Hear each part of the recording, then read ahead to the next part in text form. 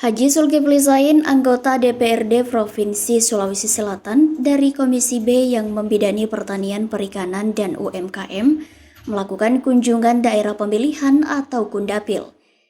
Kegiatan Kundapil tersebut berlangsung di rumah kediaman pribadi anggota DPRD Provinsi Sulawesi Selatan Haji Zulkifli Zain di Dusun Simpo, Desa Paseno, Kecamatan Baranti, Kabupaten Sidrap. Dalam kegiatan kunjungan daerah ini, legislator Partai Golkar tersebut juga merangkaikan dengan acara pelatihan budidaya nila dengan sistem bioflok. Untuk mengefektifkan pelatihan ini, pihak panitia menghadirkan dua pemateri dari Pulau Jawa. Keduanya adalah Heri Setiawan, praktisi teknik bioflok Metafokus Bogor, dan Alvareza Taufik P, praktisi teknik bioflok Tasikmalaya. Budidaya ikan nila sistem bioflok di Sidrap ini sudah ada tahun sebelumnya, namun gagal lantaran masyarakat tidak tahu teknik budidayanya, karena mereka hanya mendapatkan fisiknya saja dan tidak diberikan pemahaman tentang hal ini. Pihaknya mendatangkan ahli bioflok dari luar provinsi untuk memberikan bimbingan teknis kepada para kelompok pembudidaya ikan nila di daerah ini. Sebelumnya, mereka semua mengalami kerugian besar karena sama sekali belum mengetahui tata cara budidaya ikan terpal atau bioflok ini. Pada hari ini kita sudah memasuki season pertama dan ini berlanjut sampai 2 hari, besok juga dilaksanakan. Dan tentunya kegiatan ini berlangsung karena melihat animo masyarakat di Kabupaten Sidrap dan Dapan ini sangat antusias untuk melihara ikan, terutama di bioflok ini. Karena kita melihat di mana daerah-daerah, terutama di desa-desa, banyak sekali bantuan pemerintah terkait dengan bioflok ini, yaitu bantuan kolam terpal, dan kami melihat di bawah itu kurang maksimal. Makanya karena mereka diberikan kolam aja beserta dengan fasilitasnya, tapi terkait dengan belajar bagaimana untuk mengoptimalkan ikan ini itu tidak ada. Makanya banyak sekali pembudidaya ikan gagal. Makanya itu kami mengambil inisiatif untuk mendatangkan pemateri untuk memberikan penjelasan kepada masyarakat bagaimana caranya untuk memelihara ikan ini seperti itu. Nah, melihat antusias dari warga Pak mengikuti pelatihan ini, harapannya seperti apa dengan mengundang ahli dari bidang itu?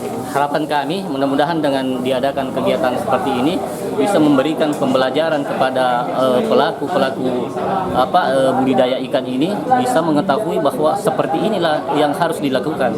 Jangan cuma mulai dari tahap penebaran benih sampai panen seperti itu. Intinya bisa menekan kerugian begitu ya Pak? Ya, seperti itu tentunya. Jadi mudah-mudahan kegiatan ini bisa berlanjut terus sampai besok dengan semua apa yang diberikan pemateri bisa dilaksanakan oleh para pembudidaya ikan tentunya. Pemateri Heri Setiawan mengatakan, teknologi pembudidayaan ikan sistem bioflok ini sangat membantu peternak ikan untuk meningkatkan penghasilannya. Selain itu, hasil ikan sistem bioflok ini jauh lebih enak dikonsumsi ketimbang ikan peliharaan non-bioflok.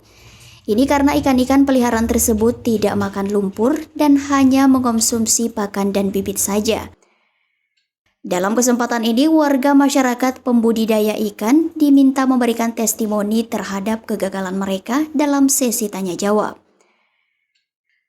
Dalam pelatihan yang akan berlangsung selama 2 hari ini, pada hari Senin hingga Selasa, tanggal 21 hingga 22 Juli 2021 ini, peserta akan diberi materi seputar konstruksi budidaya, water treatment, konsep teknologi bioflok, penerapan bioflok budidaya, dan penebaran benih.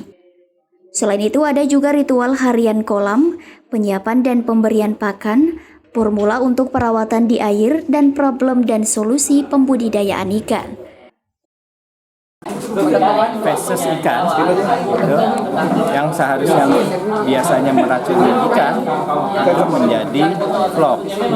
Flok itu kemudian bisa kita pakai untuk hemat pakan karena flok kemudian akan dimakan oleh ikan. Dan bedanya dengan teknik budidaya lain Pak? Teknik budidaya lain yang umum adalah setiap kali feses dari ikan, amoniak yang terbentuk di dalam kolam itu dibuang. melalui penggantian air kolam.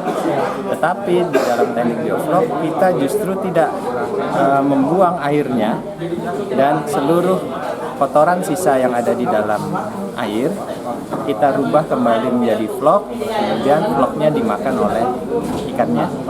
Sehingga di sini perbedaannya adalah kita hemat makan, kemudian kita hemat air, dan kita hemat lahan. Apakah sistem bioflok ini Pak bisa diterapkan pada semua jenis ikan atau seperti apa? Bisa. Seringkali kita salah kaprah bahwa bioflok itu hanya untuk ikan tertentu. Sebutlah hari ini kita pelatihan tentang nilai ya. Padahal bioflok itu sebetulnya teknik pengolahan air. Kalau airnya sudah bagus, ikannya terserah kita. Mau ikan air tawar, bahkan ikan air asin juga bisa. Gitu. Karena teknik ini fokusnya adalah memelihara kualitas media airnya. Nanti kita bisa pelihara nila, kita bisa pelihara lele, kita bisa pelihara ikan gurame, ikan bawal, bahkan kita bisa juga pelihara udang, gitu. Karena semua tadi ikan, yang penting adalah kualitas airnya. Dari Kabupaten Sidrap, Erwin Parolai mengabarkan.